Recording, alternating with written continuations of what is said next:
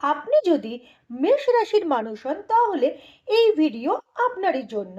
2026 সালের মার্চ মাস মেষ রাশির কেমন যেতে চলেছে। মার্চ মাসে মঙ্গল থাকবে একাদশে কুম্ভে রাহুর সাথে, এবং 3 মার্চ থেকে 28 মার্চ একই নক্ষত্র শতভিসায়। তৃতীয় বৃহস্পতি, পঞ্চমে কেতু, দ্বাদশে শনি, রবি এবং শুক্র।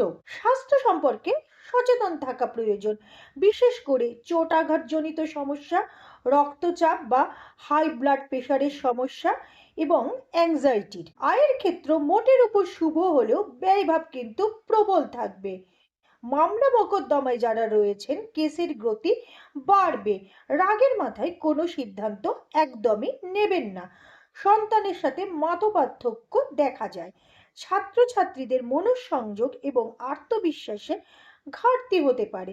বিবাহিত জীবনে ইগো ক্লাস, ভুল বোঝাবুঝি জনিত সমস্যা আসতে পারে।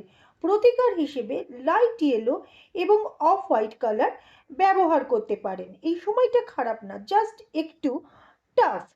আপনাদের একটা লাইক এবং কমেন্ট আমাকে ভিডিও বানাতে উৎসাহ দেয়।